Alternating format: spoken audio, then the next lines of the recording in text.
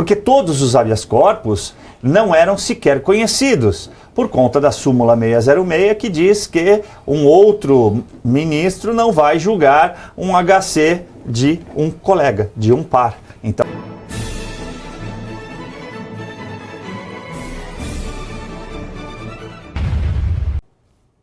Eles podem trabalhar, porque quem é que vai contratá-los para fazer qualquer coisa? Eles vão para casa para quê?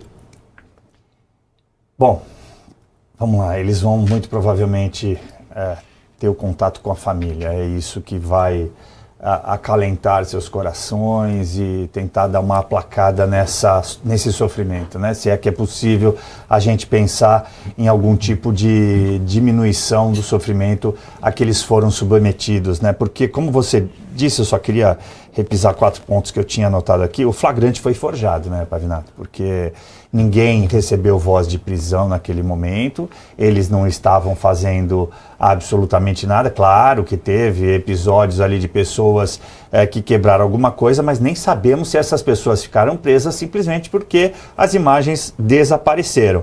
Foram acusadas e, na maioria dos casos que eu tive acesso, não há provas de qualquer cometimento de um crime que eles tenham cometido lá dentro dos prédios, a não ser o crime de ter invadido. Só que, para a justiça brasileira, você sabe melhor que eu disso, se estava aberto e não havia ninguém para conter, não houve invasão, justamente por ser prédio público num domingo. Eles não tiveram direito à presunção de inocência, porque, como você disse, não tiveram o direito a, depois de 24 horas presos, passarem por audiência de custódia. A média foi de 72 horas, mas teve gente que esperou 2 semanas.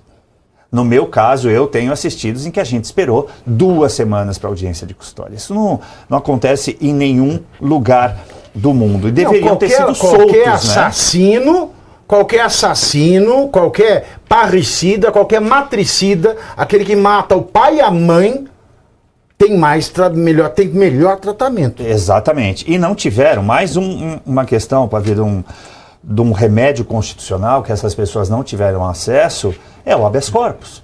Porque todos os habeas corpus não eram sequer conhecidos, por conta da súmula 606, que diz que um outro ministro não vai julgar um HC de um colega, de um par. Então, deveria ter sido colocado em plenário. Mas imagine a quantidade, uma vez que eles prenderam 2.600 pessoas. Agora também problema tem outra deles, coisa, né, Caivando?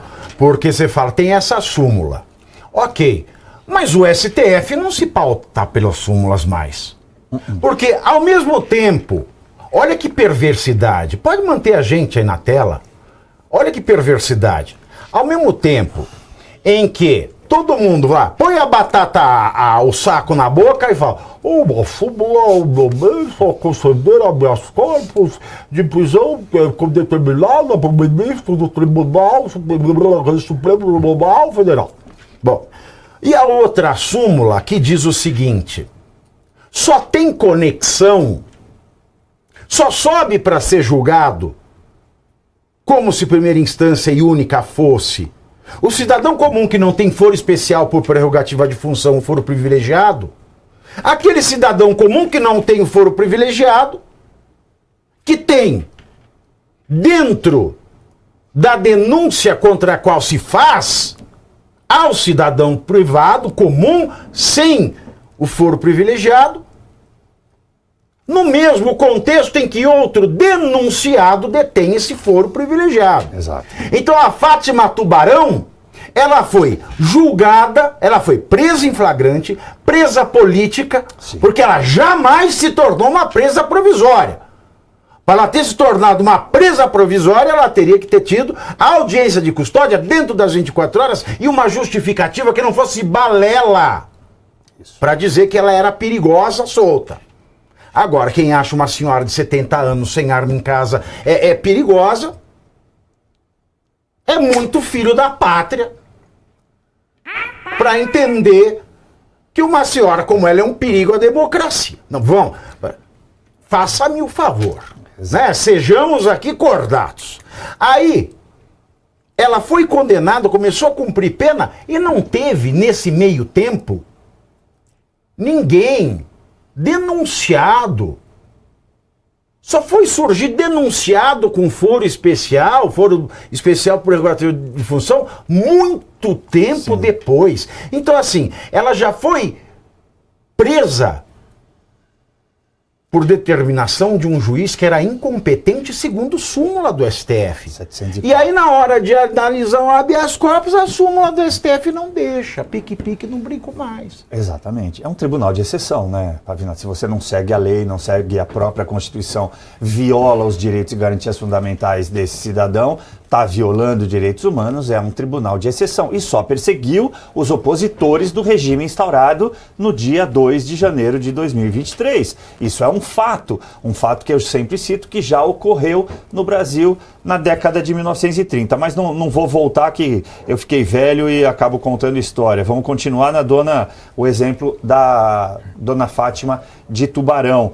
Ela se enquadra no que está descrito no artigo 117 da LEP, não é o primeiro pedido da defesa, né? Conheço aí as colegas que fizeram esses pedidos, não é o primeiro pedido, houve vários pedidos antes desse para vários outros presos que têm comorbidades e não foram aceitos. E agora, de repente, é grosso falar, mas de baseada, né? Foram vários ao mesmo tempo, acho que 18 no total, ele começa a permitir isso. E aí eu estava aqui numa conversa, inclusive, com uma colega que disse assim, por acaso você acha que bandido precisa ter alegado o direito para que tenha o direito preservado? Não, ela tem razão. Infelizmente ela tem razão. Porque se um traficante é preso, Pavinato, e não tiver audiência de custódia em 24 horas, ele é colocado em liberdade imediatamente pelo Ministério Público. Ele é colocado em liberdade até mesmo se ele disser que sofreu violência durante a prisão. Essas pessoas foram raptadas, foram sequestradas, mas não foram colocadas em liberdade. Então, sob qualquer ótica, de qualquer lado que a gente olhe para isso, ele não está fazendo nenhuma benesse, ele não está cumprindo a lei ainda, porque não é possível cumprir a lei diante de tudo que ele deixou de cumprir desde o 9 de janeiro, como você disse, Pavi. Não, o que começa errado, continua errado. Né? Não tem como você consertar agora. Uma casa do teto e falar, olha, estou pondo antena agora. Se você não tem chão ainda, é a casa muito engraçada do Vinícius de Moraes. É isso que a gente está vendo. O direito é claro, se uma coisa começa nula, não tem como a nulidade se convolar em legalidade. Continua nula. Então a gente está assistindo esse festival de ilegalidade, porque isso é tão ilegal, a gente vê a imprensa noticiando. Vamos citar aqui, Globo News.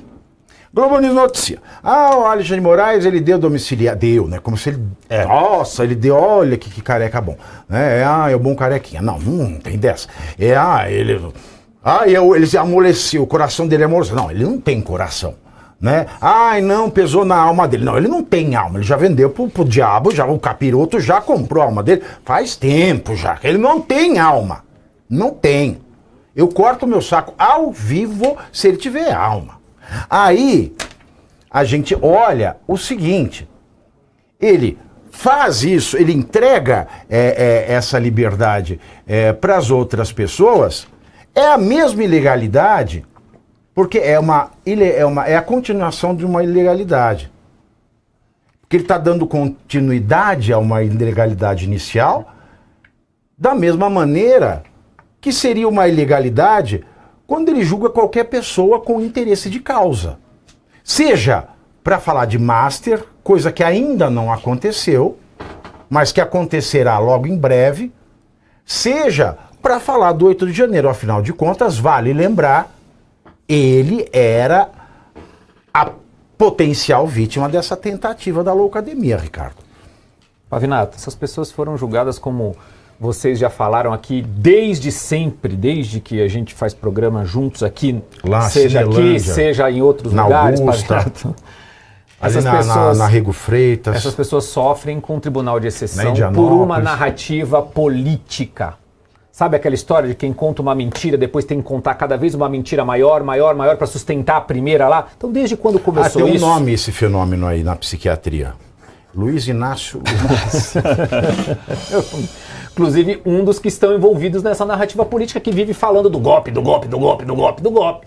Então essas pessoas foram presas, julgadas por um tribunal de exceção com base numa narrativa política desde o dia 9 até agora e que vai ser explorada na eleição da defesa da democracia. No caso do Alexandre de Moraes, como foi dito por muitos canais, inclusive, o Alexandre liberou, o Alexandre concedeu absolutamente nada. A própria execução da pena talvez já permitia essas prisões domiciliares aí que aconteceram, inclusive da dona Fátima de Tubarão. Então, no fim do dia, é uma pataquada generalizada. É Fátima de Tubarão? Mas é da cidade de Tubarão, em Santa Catarina. Eu achava que era Fátima Tubarão o apelido dela. Não, da cidade de Tubarão. Tipo assim, Fátima Shark, o apelido dela era Shark. Não. Tipo a Nair Bocuda. Não, eu achava, né? Eu tô falando sério, e muita gente fala errado na imprensa ainda hoje. Ela só é da cidade de Tubarão, que fica em Santa Catarina, Dona Fátima.